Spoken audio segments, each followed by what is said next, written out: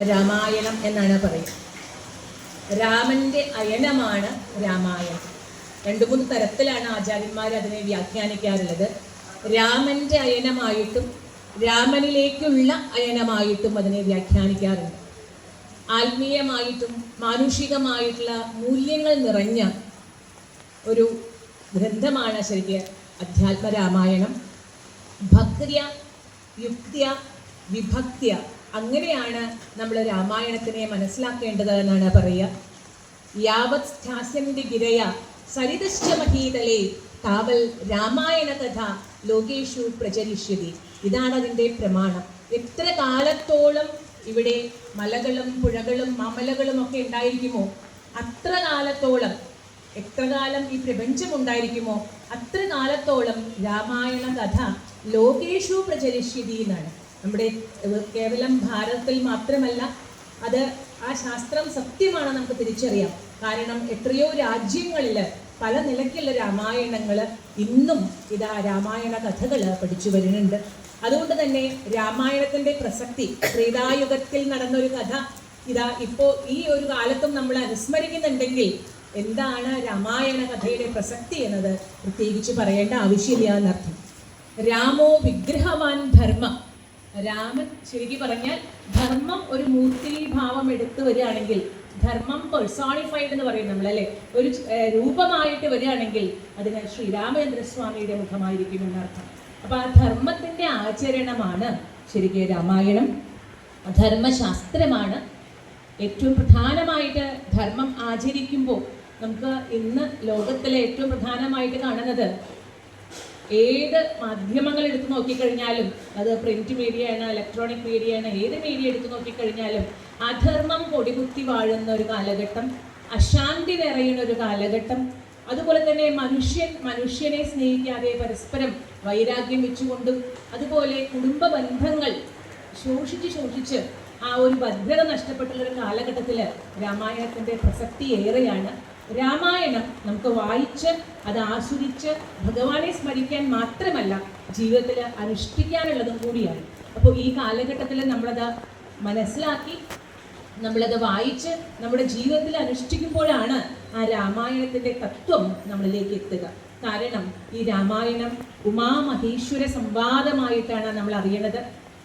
പാർവതീദേവി ഭഗവാനോട് ചോദിക്കുകയാണ്, എനിക്ക് രാമതത്വത്തെ അറിഞ്ഞാൽ കൊള്ളാമെന്നുണ്ട്, രാമായണ കഥയേക്കാൾ ആ രാമതത്വത്തെ എനിക്ക് പറഞ്ഞു തരുമോ എന്നാണ് ചോദിക്കുന്നത്. അപ്പോൾ സ്വാഭാവികമായിട്ടും ശ്രീരാമതത്വം, ശ്രീരാമ ഹൃദയമാണ് ശരിക്കും രാമായണം. ഇന്നത്തെ കാലത്ത് ഈ രാമായണത്തിനെ അനുഷ്ഠിക്കുകയാണെങ്കിൽ ഇന്നുള്ള പല പല പ്രശ്നങ്ങളുടെയും ഉത്തരം നമുക്ക് ഈ രാമായണത്തിൽ ദർശിക്കാനായിട്ട് സാധിക്കും. ഇതിൽ ഏറ്റവും പ്രധാനമാണ്, ഒരു ജീവിതം തുടങ്ങുമ്പോൾ ഏറ്റവും പ്രധാനമായി വേണ്ടത് ത്യാഗമാണ്. ഇന്നത്തെ തലമുറയ്ക്ക് അപ്രത്യക്ഷമായി കൊണ്ടിരിക്കുന്ന ഒന്നാണ് ത്യജിക്കുക എന്നുള്ളത്. ത്യാഗമേ അല്ലേ, ശരിക്കും പറഞ്ഞാൽ ത്യാഗമാണ് ഏറ്റവും പ്രധാനമായിട്ട് പറയും. അതുപോലെ തന്നെ രണ്ടാമതായിട്ട് വരുന്നതാണ് നമുക്ക് ക്ഷമിക്കാനായിട്ട് കഴിയുക. ഈ 2 ഗുണങ്ങളും ഉണ്ടെങ്കിൽ ത്യാഗത്തിൻ്റെ കഥയാണ് രാമായണം. ശ്രീരാമചന്ദ്രസ്വാമി തനിക്ക് കിട്ടിയ രാജ്യത്തെ ത്യജിക്കുന്നു, അത് ഭരതന് കിട്ടിയപ്പോൾ ഭരതൻ ത്യജിക്കുന്നു, ലക്ഷ്മണകുമാരൻ അതിനെ ത്യജിക്കുന്നു. അപ്പൊ ത്യാഗം എന്നതേ നേട്ടം, താഴ്മതാൻ അഭ്യുന്നതി എന്ന ആ സന്ദേശങ്ങളെ അനുവർത്തിച്ച് കാണിക്കുകയാണ് ശ്രീരാമചന്ദ്രസ്വാമിയുടെ ഈ രാമായണത്തിലൂടെ നമുക്ക് മനസ്സിലാകുന്നത്. അപ്പൊ ആ രാമായണത്തിന്റെ പ്രസക്തി, ക്ഷത്രിയ കുല അന്തകനാണ് ശരിക്ക് നമ്മൾ പറയും പരശുരാമൻ. അപ്പൊ ക്ഷത്രിയ 21 വട്ടം ക്ഷത്രിയ കുലനാശനം നടത്തിയ ഭാർഗവരാമൻ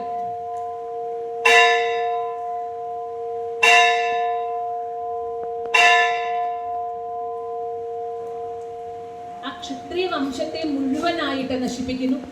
ക്ഷത്രിയ വംശം നശിക്കുമ്പോൾ രാജവംശം, രാജഭരണം തന്നെ ഇല്ലാതെയാകുന്നു. രാഷ്ട്രത്തിൽ അരാജകത്വം നിലകൊള്ളുകയാണ്. അങ്ങനെ ആ അരാജകത്വത്തിൻ്റെ സമയത്തിലേക്കാണ് എല്ലാ അധർമ്മങ്ങളും തലപൊക്കാൻ തുടങ്ങിയപ്പോഴാണ് ശ്രീരാമചന്ദ്രസ്വാമി അവതരിക്കുന്നത്. എങ്ങനെയാണ് ഒരു ക്ഷേമരാഷ്ട്രം കെട്ടിപ്പടുക്കേണ്ടത് എന്നതാണ് ശ്രീരാമചന്ദ്രസ്വാമി നമുക്ക് കാണിച്ചു തരുന്നത്. ഗാന്ധിജി പോലും, മഹാത്മാവായിട്ടുള്ള ഗാന്ധിജി പോലും വിഭാവന ചെയ്ത രാമരാജ്യം എന്നത് ശ്രീരാമചന്ദ്രസ്വാമിയുടെ ആ സുന്ദരമായ ക്ഷേമരാഷ്ട്രമാണ്. അതാണ് നമ്മുടെ എല്ലാവരുടെയും മുമ്പിലുള്ള ആ ഭഗവാന്റെ ആ ക്ഷേമരാഷ്ട്രം. എങ്ങനെയാണോ ഒരു പിതാവ് ഒരു കുട്ടിയെ നോക്കുന്നത്, അതുപോലെയാണ് ഒരു രാജാവ് ഒരു രാഷ്ട്രത്തെ നയിക്കേണ്ടത് എന്നതാണ് രാമായണം നമ്മളെ പഠിപ്പിക്കുന്നത്. യഥാ രാജാ തഥാ പ്രജ. എങ്ങനെയാണോ രാജാവ് ഉണ്ടാവുക അതേപോലെയാണ് പ്രജകള് എന്നാണ് പറയുക. അപ്പോൾ രാമായണത്തിൽ നമുക്ക് മനോഹരമായി കാണിച്ചു തരുന്നു എങ്ങനെയാണ് ഒരു രാജാവ് വേണ്ടത്. ധർമ്മത്തിൽ, അതുപോലെ തന്നെ ആ ധർമ്മത്തിൽ അധിഷ്ഠിതമായിട്ട് അർത്ഥവും കാമവും, അതുപോലെ തന്നെ ധർമാർത്ഥത്തിനായിട്ട് നമുക്ക് ത്യാഗവും, അല്ലെങ്കിൽ എല്ലാ രീതിയിലും എങ്ങനെയാണ് ഒരു ക്ഷേമരാഷ്ട്രം, യുദ്ധമില്ലാത്ത അയോധ്യ, യുദ്ധമില്ലാത്ത സ്ഥലം എന്നാണ് പറയുക. ആ അയോധ്യ എങ്ങനെയാണ് സമ്പൽ സമൃദ്ധമായത്, അങ്ങനെ നമുക്ക് എങ്ങനെ നമ്മുടെ രാഷ്ട്രത്തിനെ സേവിക്കാനായിട്ട് സാധിക്കും, സുന്ദരമായ ഒരു രാജ്യമായിട്ട് നമ്മുടെ രാജ്യത്തെ മാറ്റാനായിട്ട് കഴിയും. വ്യക്തിയുടെ മാത്രമല്ല സമൂഹത്തിലെ അതിൻ്റെ പ്രതിഫലനം എങ്ങനെ, അങ്ങനെ എല്ലാത്തിനെയും സ്പർശിക്കുന്ന ഒന്നാണ് ശരിക്കും രാമായണം. ആ രാമനിലേക്കുള്ള അയനമാണ് രാമായണം എന്ന് പറയുന്നു. രത്നാകരനിൽ നിന്ന്, ആ കാട്ടാളനിൽ നിന്ന് വാൽമീകി മഹർഷിയിലേക്കുള്ള അയനം. നമ്മുടെ എല്ലാവരുടെയും മനസ്സിൽ ഈ ഒരു ഭാവമുണ്ട്. ശരിക്കും പറഞ്ഞാൽ റിഫൈൻഡ് ആവാത്ത, പരിഷ്കരിക്കാത്ത ആ പഴയ മനുഷ്യൻ്റെ, ആ ഗുഹാമനുഷ്യൻ്റെ ആ ഒരു രൂപം നമ്മളിൽ എല്ലാത്തിലുമുണ്ട്. അതിൽ നിന്ന് ആ രാമൻ്റെ ആ വാൽമീകി മഹർഷി എന്ന ഭാവത്തിലേക്ക് നമ്മൾ എത്തുമ്പോൾ എങ്ങനെയാണ് സാധാരണക്കാരിൽ നിന്ന് ഈശ്വരീയിലേക്ക് എത്താനായിട്ട് സാധിക്കുക എന്നതാണ് രാമായണം.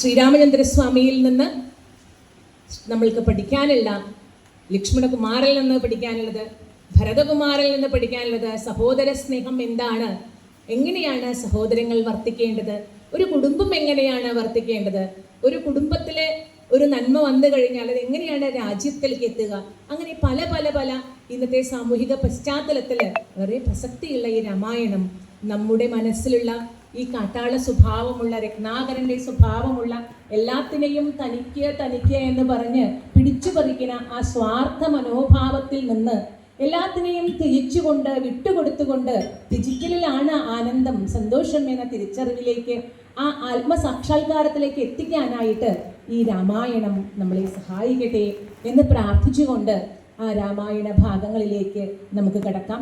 ജീവിതത്തിൽ ഈ രാമായണം അനുഷ്ഠിക്കുമ്പോഴാണ് ഈ രാമായണ പാരായണത്തിനും രാമായണ മാസ ആചരണങ്ങൾക്കുമൊക്കെ അർത്ഥമുണ്ടാകുന്നത്. മനുഷ്യന് എല്ലാം കിട്ടിയിട്ടും എല്ലാം ലഭിച്ചിട്ടും, ഇന്നത്തെ കാലത്തൊക്കെ പറയുകയാണെങ്കിൽ പഴയ കാലങ്ങളിലെ പോലെ കർക്കിടം ദുർഘടം എന്നൊന്നും പറയാനായിട്ട് പറ്റില്ല. മഴയുണ്ടെങ്കിലും ഒരുവിധം ആളുകൾക്കൊക്കെ പഴയ പഞ്ഞമാസം പോലെയല്ല ഇപ്പൊ കർക്കിടകം, പ്രത്യേകിച്ച് അത്ര പ്രയാസങ്ങളൊന്നുമില്ല. എല്ലാ സുഖഭോഗ സൗകര്യങ്ങൾ ഉണ്ടായിട്ടും ഇന്നും മനുഷ്യന് ശാന്തിയില്ല, സമാധാനമില്ല, സന്തോഷമില്ല. നിത്യം നമ്മളെ പത്രവാർത്തകൾ എടുത്ത് നോക്കുമ്പോൾ അതിലൊക്കെ കാണുന്നത് ചെറുപ്പക്കാരായിട്ടുള്ള ആളുകൾ മനസ്സിന് ശക്തിയില്ലാണ്ട്, മനഃശക്തിയില്ലാണ്ട് എല്ലാ സുഖങ്ങൾ അനുഭവിച്ചിട്ടും നിസ്സാരമായ കാരണങ്ങളാൽ ജീവൻ ത്യജിക്കുന്ന അല്ലെങ്കിൽ ആത്മഹത്യ ചെയ്യുന്ന പ്രവണത നമുക്ക് കാണാനുണ്ട്. ചെറിയ കുഞ്ഞുങ്ങളിലടക്കം വല്ലാതെയുള്ള സ്ട്രെസ്, ടെൻഷൻ, അങ്ങനെ. അപ്പോൾ എന്തുണ്ടായിട്ടും ആത്മസുഖം ഇല്ലെങ്കിൽ നമുക്ക് സമ്പത്തുണ്ടായിട്ടും കാര്യമില്ല, ആരോഗ്യം ഉണ്ടായിട്ടും കാര്യമില്ല. അപ്പോൾ മാനസിക ആരോഗ്യം എന്നത് ഏറ്റവും പ്രധാനമാണ്. ശരിക്കും പറഞ്ഞാൽ ഒരു കൗൺസലിംഗ് ഗോസ്പൽ എന്നാണ് രാമായണത്തെ വിശേഷിപ്പിക്കാനായിട്ട് സാധിക്കുക. ഭഗവത്ഗീതയും രാമായണവും ഒക്കെ നമ്മുടെ ശരിക്കും പറഞ്ഞാൽ സൈക്കോളജിക്കലായിട്ടുള്ള ഒരു കൗൺസിലിംഗ് ആയിട്ടുള്ള ഒരു ശാസ്ത്രമാണ്. ഇത് ശരിക്കും പഠിക്കുകയാണെങ്കിൽ വേറൊരു കൗൺസിലറുടെയും ആവശ്യം നമുക്കില്ല എന്നർത്ഥം. അപ്പം മാനസികമായിട്ടുള്ള ആ ആരോഗ്യത്തിന് വേണ്ടി ഇതാ പഴയ കാലങ്ങളിൽ തന്നെ ഋഷിപ്രാപ്തമായിട്ട് നമുക്ക് ലഭിച്ചതാണ് ഈ രാമായണം. ഇത് അധ്യയനം ചെയ്യുന്നതിലൂടെ നമുക്ക് ആ മാനസികമായിട്ടുള്ള പരിവർത്തനവും വരണം എന്നർത്ഥം. 3 രാജ്യങ്ങളെ, അയോധ്യ ആയാലും കിഷ്കിന്ധയായാലും ലങ്കയായാലും ആ 3 രാജ്യങ്ങളിലൂടെ നമുക്ക് പഠിക്കാനുണ്ട്. അയോധ്യ യുദ്ധമില്ലാത്ത സ്ഥലം, എന്തുകൊണ്ടാണ് അതിങ്ങനെ സമ്പൽ സമൃദ്ധമായത്? അയോധ്യയിൽ നിന്ന് സത്വഗുണപ്രധാനമായ അതിൽ നിന്ന് രണ്ടാമത് നമ്മൾ എത്തുന്നത് കിഷ്കിന്ധയിലേക്കാണ്. അയോധ്യ സഹോദരന്മാർ തമ്മിൽ മത്സരിക്കുന്നത് എന്തിനാണ്? വിട്ടുകൊടുക്കാനാണ്. തനിക്ക് കിട്ടിയ രാജ്യം അത് ജ്യേഷ്ഠന് അവകാശപ്പെട്ടതാണ് അവർ തിരിച്ചു കൊടുക്കാൻ. എന്നാൽ പിതാവിൻ്റെ ആജ്ഞപ്രകാരം കിട്ടിയതാണ് എന്ന് പറഞ്ഞ് അതാ ശ്രീരാമചന്ദ്രസ്വാമി ഭരതനെ കൊടുക്കണം. ഭരതൻ ആ ഭഗവാന്റെ ആ പാതുകങ്ങളെ സ്മരിച്ചുകൊണ്ട് ആ പാതുകങ്ങളെ അവിടെ നിർത്തി അയോധ്യയിൽ ഇരിക്കാതെ നന്ദിഗ്രാമത്തിൽ വെച്ച് ഏട്ടൻ്റെ പാതുകങ്ങളെ സ്മരിച്ചുകൊണ്ട് ആ രാജ്യഭരണം നടത്തും. ഇന്നത്തെ കാലത്ത് നമുക്ക് നോക്കൂ, ഒരു ചെറിയ അധികാരത്തിന് വേണ്ടി നമ്മൾ ചിലപ്പോൾ നമ്മുടെ ഒപ്പമുള്ള നമ്മുടെ സഹോദരനെ തന്നെ വേണമെങ്കിൽ കൊലപ്പെടുത്താവുന്ന മാനസിക ആ അധപ്പതനത്തിലേക്ക് എത്തിയിരിക്കുകയാണ്. അപ്പോൾ അവിടെയൊക്കെ ഈ രാമായണം നമ്മളെ നല്ലോണം സ്വാധീനിക്കുന്നുണ്ട്. കിഷ്കിന്ധാകാന്ഡത്തിൽ എത്തുമ്പോഴേക്കും സുഗ്രീവനും അതുപോലെ ബാലിയും ജ്യേഷ്ഠാനുജന്മാർ തന്നെയാണ്. പക്ഷെ അവിടെ എത്തുമ്പോഴേക്കും രജോ ഗുണപ്രധാനമായി അധികാരത്തിന് വേണ്ടിയിട്ടുള്ള വടംവലിയിലേക്കാണ് നമ്മൾ കാണുന്നത്. അത് കഴിഞ്ഞിതാ നമ്മൾ ലങ്കയിലേക്ക് എത്തുമ്പോഴേക്കും കാമം കൊണ്ട് ഒരു രാജ്യം എങ്ങനെ അധപ്പതിച്ചു, ആ ലങ്കാ ലക്ഷ്മി അവിടെ നിന്ന് ഇറങ്ങിപ്പോയി, ആ ലക്ഷ്മി ഇറങ്ങിപ്പോയി കാമം കൊണ്ട് എങ്ങനെ അധപ്പതനം വന്നു. അപ്പോൾ ആ രീതിയിൽ നമുക്ക് രാമായണത്തിൽ നിന്ന് അനവധി മുത്തുകളെ എടുക്കാനുണ്ട്. ഒരു സമുദ്രം പോലെ അങ്ങനെ കിടക്കുകയാണ്. അതിൽ അധ്യാത്മ രാമായണം വാൽമീകി രാമായണത്തിൻ്റെ ചുവട് പിടിച്ച് തന്നെയാണ് എഴുതിയിട്ടതെങ്കിലും ശരിക്കും പറഞ്ഞാൽ അധ്യാത്മ രാമായണത്തെ സാധാരണ പറയുക ഒരു ഗംഗയായിട്ടാണ്. അതായത് ഭഗവാനിൽ നിന്ന് ശരിക്കും പറഞ്ഞാൽ ആ ഹിമവാനിൽ നിന്ന് അല്ലെങ്കിൽ പരമേശ്വരനാകുന്ന ശ്രീ പരമേശ്വരനാകുന്ന അവിടെ നിന്ന് പുറപ്പെട്ട ഹിമവാനിൽ നിന്ന് പുറപ്പെട്ട് ഇത് ഒഴുകി ആ രാമായണം വാൽമീകിയുടെ ആ സമുദ്രത്തിലേക്ക് ഭഗവാന്റെ ഒക്കെ എത്തിച്ചേരുകയാണ് ചെയ്യുന്നത്. അപ്പോൾ ശരിക്കും പറഞ്ഞാൽ സമുദ്രം എന്ന് പറയുമ്പോൾ എല്ലാത്തിനെയും ഉൾക്കൊള്ളുന്നതാണെങ്കിലും നമുക്ക് കുറച്ചുകൂടി ഉപയോഗിക്കാനൊക്കെ സാധിക്കുന്നത് ശരിക്കും ശുദ്ധമായ ജലമാണ്. അപ്പം അതുപോലെ ശുദ്ധമാണ് ഭക്തിയാണ് പ്രധാനം. അധ്യാത്മ രാമായണം ഭക്തിശാസ്ത്രമാണ്. നമ്മൾ വാൽമീകി രാമായണത്തിൽ ഇതിനെ എങ്ങനെയാണ് ഒരു ഭഗവാനെ ഈശ്വരനായിട്ട് കാണുന്നേക്കാൾ ഉപരിയായിട്ട് ഒരു സാധാരണ മനുഷ്യനായി കണ്ടുകൊണ്ടാണ് വാൽമീകി ചിത്രീകരിക്കുന്നതെങ്കിൽ ഈ അധ്യാത്മ രാമായണത്തിലേക്ക് എത്തുമ്പോഴേക്കും എഴുത്തച്ഛൻ അതിനെ എങ്ങനെയാണ് നരനിൽ നിന്ന് നാരായണനാവാൻ കഴിയുക, കാട്ടാളനിൽ നിന്ന് മഹർഷിയാവാൻ എങ്ങനെയാണ് കഴിയുക. അപ്പം ആ നരനിൽ നിന്ന് നാരായണനിലേക്കുള്ള ദൂരമാണ് രാമായണം. നമുക്ക് ഏവർക്കും ഈ രാമായണ തത്വത്തെ ഉൾക്കൊള്ളാനും ആ ഭക്തിയെ വർദ്ധിപ്പിക്കാനും അതുപോലെ തന്നെ ആ ധർമ്മത്തെ മുറുകെ പിടിക്കാനും ആവട്ടെ എന്ന് ആഗ്രഹിച്ചുകൊണ്ട് നമുക്ക് ഈ രാമായണ പാരായണത്തെ ആരംഭിക്കാം.